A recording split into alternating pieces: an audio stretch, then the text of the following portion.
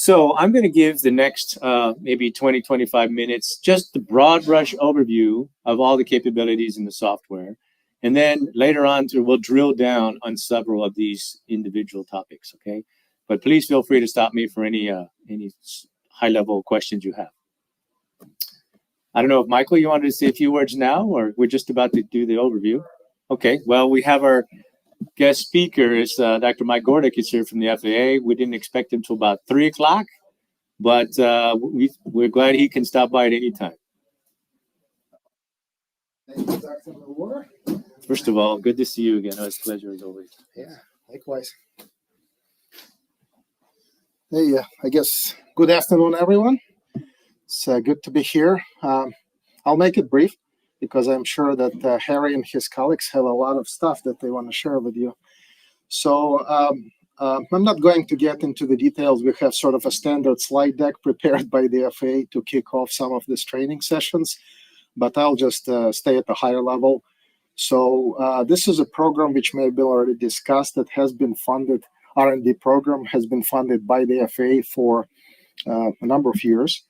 And the reason it was continuous funding because it was both the maturation of the tools and methods, developing the appropriate data sets that they can be used as a part of the input decks, and basically just making the software more user-friendly, etc. You could argue it probably may still not be quite at the same level of a typical commercial off-the-shelf code, like let's say HaveGrow and SGrow, but certainly is moving in that direction. And my experience working with Dr. Milwater and his research team over the years was that, he's obviously part of the academic community, but I think based on my experience, he's probably one of the most practical academic representatives that I know. And so I think there is a very focused effort in trying to make the software not just a quote unquote a research tool, but making it practical and useful to the aviation community at large.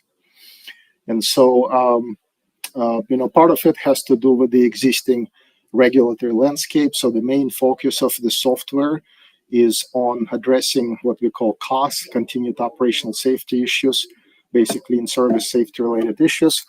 Of course, the big benefit of this framework is that it allows you to bring all of the uncertainty and variation associated with this process into the framework in a very much a quantitative basis.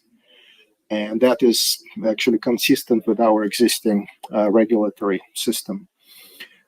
There's also a somewhat more open-ended discussion of whether the same set of methods and tools could also be used for certifying new products.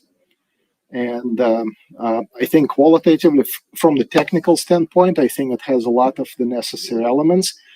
Part of the challenge is more on the regulatory side that, at the moment, we do not necessarily have sort of all of the elements set up as a part of the certification requirements for this tool to be used as a part of the formal certification analysis for new products. But in my mind, this is not a status quo. This is basically, to me, it's an ongoing conversation. So I think we should look for ways to make our guidance and rules more flexible so that it hopefully down the road it would allow for some of these analysis capabilities to be used also in the context of new product certification. The other thing I wanted to mention that I think it's already pretty clear from the discussion, and I'm sure will be clear for the rest of the day, that the primary focus of this set of tools and methods is for general aviation aircrafts, or as we call it, part of the FAR Part 23 within the FAA. But if you step back and look at what are the key elements of the framework, what assumptions are being made, what's the purpose of the analysis, it's probably not hard to see that I think there's a potential for applying some of these tools and methods to a broader range of aviation products. Now, again, on the regulatory side, we have to be a little careful because we also need to make sure that our regulations would be in line or accepting at least of this type of assessment. But again, in my mind, this is a part of the ongoing dialogue. And I think one of the things that we need to do is to try to better engage with the broader aviation community, not just general aviation, including perhaps rotorcraft and even transport airplanes, and to see how these tools and methods that have been developed could be used for a broader range of applications. So again, don't want to take too much time from this training course. You already have a very packed agenda, but again, thanks for giving me a chance to say a few words at the start of the training session. Thank you so much, Michael. Thank you very much. Oh, Really thank you. appreciate it. See you later. Okay. Thank you, Mike. That was very important and valuable overview. As Michael said, the initial approach here was for general aviation, but really the methodology is open and can be used for just aircraft in general. So that's something we're interested in further discussions. So let me give you a broad brush overview of what's in the technology here, right? And then we'll drill down to some pieces of it. So first of all, as mentioned earlier, there's really two programs. One Smart LD and one Smart DT. LD standing for linear damage, classical miner's rule, DT standing for damage tolerance. Okay, let me just give you a very quick broad brush of LD, but that's also available from our website if that's something that you wanted to also use. So LD, as shown here, does classical miner's rule, and you can either have a probabilistic SN curves or deterministic, all integrated with a loading module. So the loading module is very focused on building the spectrum from exceedance curves, from flight velocity weight matrix, and so forth. And that actually module is the same as in DT. So to construct your loading sequence is the same in both codes. After that, then they're different. Okay, and so once all that gets put together, then this classical Monte Carlo analysis gets conducted, and then from that you can construct your hazard function and bring in your fleet demographics and look at what's the risk of an event, say for the next 100 hours or so. There's actually two ways that code can be run. The classical miner's rule, where you've got to compare the damage from the flights against a damage index. Of course, the damage index can also be random, and all this can come together to predict the probability of failure as a function of time. One can also use this in what we call an hours mode, where you do a fixed number of hours of flight sequencing, and then look at what's the damage from that as amount of flying, and use that to predict future risk. Okay, so that's just a quick synopsis of LD. Now, from that point on, we're going to move for risk assessment, right? And we're going to talk about damage tolerance analysis and the DT part of the two codes. So here's a picture of what would be the classical output from the analysis. Would be something of flight hours on the x-axis and a single flight probability of failure on the y-axis. And what this would look like, or will look like, and hopefully you've probably done or will do some analyses that look like this throughout the day, is basically two results. One, shown in red, shows what's the probability of failure on the next flight, without any inspections. Okay, so that's just what you would get on the analysis that you initially input from time 0 for when you started the analysis to when you decide to terminate it. Now, what you see in blue is what are the effects of inspection and repair. So what happens when you get to this sequence here, to this time point, is inspection will be simulated. And if cracks are detected, then those cracks will be removed from the population, obviously larger cracks, and they'll be replaced with cracks from some other distribution. So what typically you'll see is the step change. You'll see a reduction in the risk due to that inspection and repair process. And then, of course, the analysis will then continue on from that point, and then the process will be repeated at a second inspection, and then so forth, right? So this can be simulated any number of times in the Smart DT software when you want your inspections and what type of inspection, so you can see what's the benefit, cost and benefit of each of those. And as will be talked a little bit later, but not too extensively, is in the next version, we'll actually optimize this process. So you will actually tell you when you should do your inspection times. And it'll even tell you what types of inspections to do to minimize cost, but keeping your risk at a constant level. All right, just one slide of equations just to kind of demystify this, and that really we're just computing some integrals. There's actually two formulations that you'll see if you get into this methodology closer. We actually have both of these programmed in the software. The classical one is called Lincoln formulation, shown here. That's the value that we provide by default when you run the analysis. There's a Freudenthal formulation that also takes in the probability of surviving up to that time t for the analysis. We also have that programmed, but that's not available by the GUI by default at this point in time. If you want that information, we can work with you on how to get that to you. Okay, so here's our graphic chart of what's in the software. So I think it's a nice way to tell you about all the features of what we have. On the left, just like in the LD code, is a loading data. All right, so from this module, you can actually build a spectrum by putting in exceedance curves relevant for the type of analysis you're doing. And we have embedded in the software 10 of those that we've retained from the FAA, and those exceedance curves are embedded in the software. You can then put in flight velocity duration matrix, and we'll talk about that later on today, how you're going to fly the plane, what velocities, and how much weight will it have at the time. You can put in how fast your sync rate is for landing. You can provide information on user spectrum, so you don't have to use the loading module. You can bring your own spectrum in, and we'll use that, and so forth. One thing that is new in the loading side compared to LD is there's an extreme value distribution. What's the max value that the component will see in a flight? Now, if you look at the material data, we've got DADN data for crack growth. We have fracture toughness. We have yield and ultimate. And we're showing these all as distributions. So obviously, you don't have to use a distribution. You can put in a deterministic number, but you have the option to make these probability density functions. And we will consider all of that during the analysis. And there's actually different options in some of these cases as to what distribution functions you use. Obviously, not everything's normal. And so there's lots of options in addition to normal. If you look at geometry data, the initial crack size is often a very important variable. So that's one of the options we have. Cracked aspect ratio, we have hole diameter, hole offset. All of those are option inputs. There's an inspection module, and that's what's going to do this inspection and repair. You can see there's probability of detection curves that one can use to see how well the inspection process will work on your analysis. And then once we do detect those cracks, we're going to replace those with cracks from another distribution. And that's what's called the repair crack size distribution. Okay, so that can be different from the original crack size distribution. So one can put together different repair scenarios. One can consider different inspection times and what's called the probability of inspection. What's the probability that the inspection even occurred? Maybe it's not 100%. Now, obviously, all this is built on fracture mechanics. And so there's several ways that one can do. We'll talk about them a little bit today.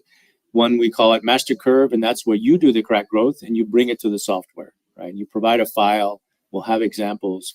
You provide that file, we read that in, and that's what we use for the fracture mechanics. So however that's constructed, we'll use that information. We do have some links with NASGRO and AFGRO. We're hoping to strengthen those in the near future. We have our own crack growth code that's built in. It has certain limitations, but it's very, very fast. So that's kind of it's the pros and cons. All right, I won't go through much on this chart, but I like to include it. This shows you in words all the capabilities the software has. And in green are all the capabilities you have access to. You see some things that are black, they're not rolled out into the latest version of the graphical interface, right? So that's coming in the future version.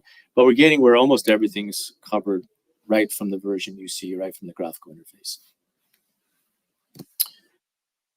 Okay, so I'll walk through a little bit of these features. So that's the graphical interface. You've already seen it. Hopefully, if you download, install it.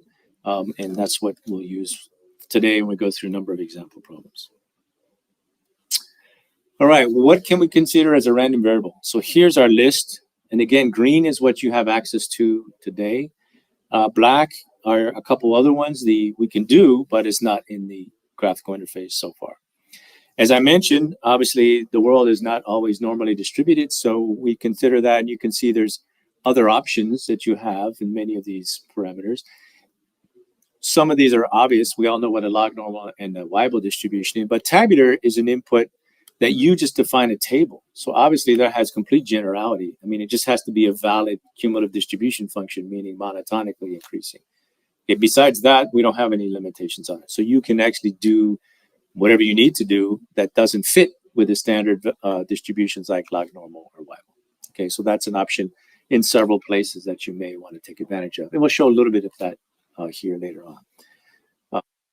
So some cases we find normal is a quite good fit, and so that's what we have as the selection process that you can choose. Again, all of these can be deterministic, right? They don't have to be probabilistic, but these are your options for random variables.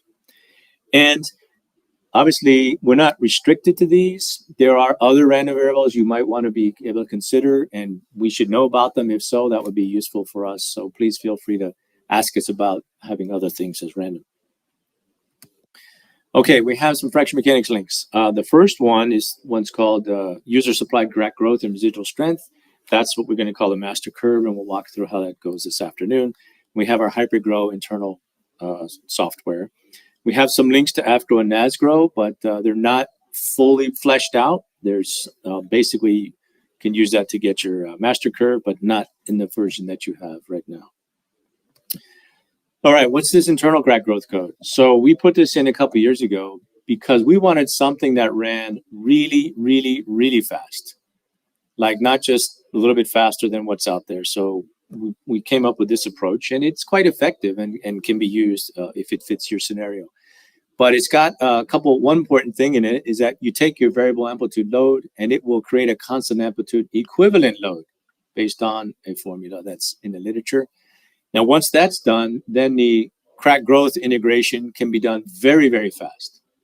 And so if you look at this number here, you can do 10,000 crack growth integrations per second on a single processor with this methodology. And then, of course, it's parallelized, so you can get 40, 50,000 crack growths a second with this methodology. So it's quite effective. And because it uses classical Runge-Kutta technology, it's all error controlled throughout the process from the whole beginning to end process. The whole thing has got user input error control, right? So all that's built in part of the process. So it's a very nice, effective technique. Does it always work? It will not always work, but many times it's quite effective. So we've done some verification, I should say, because we're comparing against other computational codes. Here's an example of a corner crack growing out of a hole, and we compare it with AFGROW, cycle by cycle integration. So we want to be very thorough on how good is that. We do it in HyperGrow, and the results are basically indistinguishable. So there's actually two curves plotted on top of one another. Here, one is what AFGROW computed, one is what HyperGrow computed, to show you the accuracy. We've done these on a number of cases, but it's certainly not going to work in every case. It's going to depend on your geometry. All right, so there's a couple methods that one can use to solve for the risk. One is classical Monte Carlo.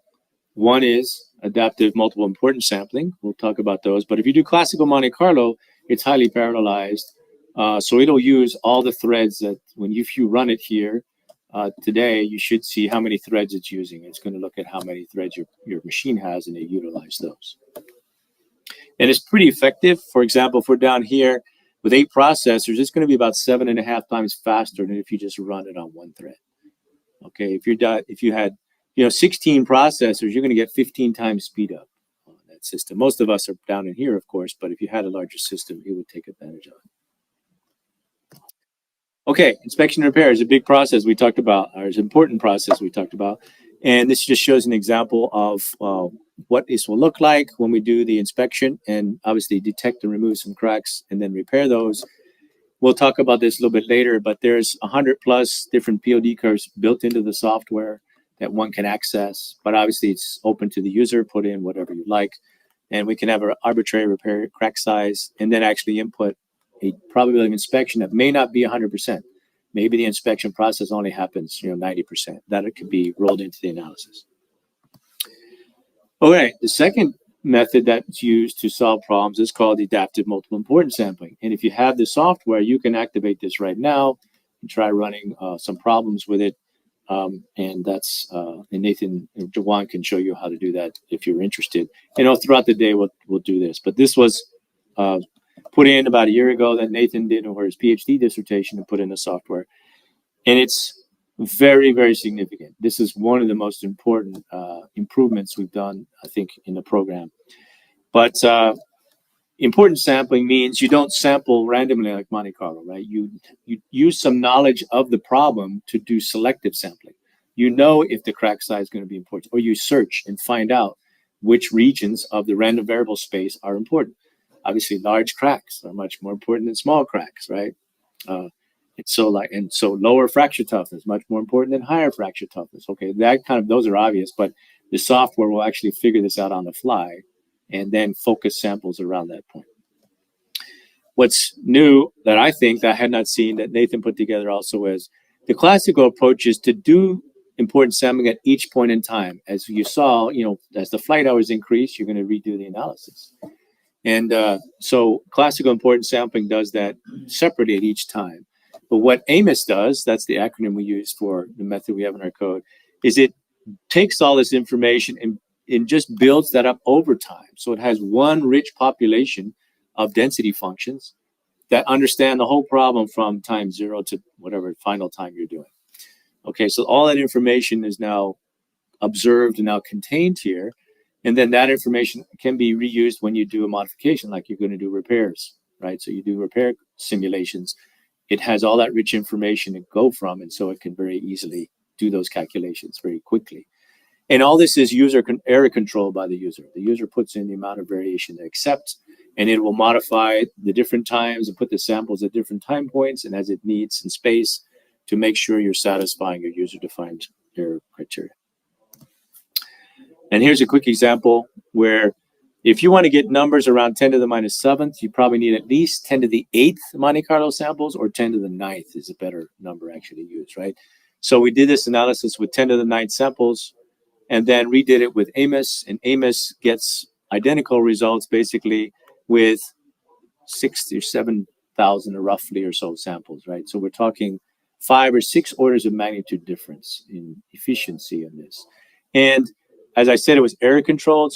So the algorithm will monitor the coefficient of variation of the results at all the time points and drop samples in at whatever times it needs to. And then, of course, wherever location in space it needs to drive these numbers below what the user specified. So that's how that works. And so that's one of your probabilistic options you can select. Okay, so one of the things we put in is there's a pretty big probabilistic database that you can access this from the GUI itself, right? So flaw size, geometry, inspections, material properties, all of that information is available to you right now in the graphical interface. Okay, thank you. And a number of materials, aluminum, steel, titanium, different groups, different heat treatments. You can actually see all that right now on the material tab if you have the software open and see what's there. Obviously, you can bring in your own information. You can actually, by developing your own JSON file, you can drop it in the same folder, and then the GUI will actually recognize it and pick it up for free on the fly. I mean, we don't need to change the software at all. It's going to look in a folder and pull in all the files of a certain format. All right, how does this work? What's the analysis sequence like? Okay, so you're sitting here in the graphical interface. If you want to put in your own crack growth code, you would feed in what we call A versus N file. And there's a certain format. We have examples you can use. Okay, and then if you have the database, you can bring that information in or provide your own for your material properties and so forth. That GUI is going to write what we call a DAT file. It's text file. It actually shows it to you on the run pane, but it's also a file you can use. And then it's going to call the computational engine, and then that's going to do the calculations. That information then can put an output file you can go look at, or it passes the POF results back to the GUI to show like on that plot right there. Now, you loaded something called an SMDT file. All the results are saved in those file formats. So when you do a run and you want to save it and bring it back sometime in the future, just save it as an SMDT file. Then you bring it back and repopulate all the screens of the GUI and even the results if you had any at that point. Okay, so that's the mechanism we use to save and load information. That file is text, but it's in a JSON file format. So you can actually open it and see it if you have a viewer for a JSON file. That's all the information is in there. So this is very nice and convenient to use for saving results and bringing them back. Okay, I think one of the last 2 slides. Because where we laid it out, the engine has its own, can be run independently from the GUI if there's value to you for that. So if you want to do a large number of analyses, you wanted to sweep through a whole bunch of, you can script the engine, so you can set that up and you can just run and crank out these results, how many you need, right? For whatever you're trying to do. Maybe you're doing an optimization or just exploring a bunch of options and so forth, right? You want to consider new characteristics we don't consider. Microstructure, how does that affect your crack growth code? Embed that with your own code, put all this in the loop with Smart DT Engine, and then you can do those analyses. And we actually do that ourselves because we're building out this optimized inspection capability I mentioned. So we actually scripted or used the engine externally with our own optimizer before we embed everything internally, because obviously that's more work. So we explored it all ourselves externally. One can actually add additional random variables without even changing our software by just putting in a loop with another script that could then change the other variables. So you use any language you like. It's just an executable. You can wrap it with whatever works for you and call it. We have done it with Python, MATLAB, for example. Okay, so that's just a lot of the features that are in there. That's kind of the background. And this is still an active project. So we're obviously very interested in your ideas and all of your comments, basically. So the graphical interface we keep enhancing. We'll bring in some of those last remaining capabilities we don't have there yet. A big output will be the optimized risk-based inspection schedules that we're working on. And then we'll also bring in some fleet management capabilities. Okay, I think that's the broad brush overview of what all the technology that's in there. Any other questions? If not, okay, I think I will stop there.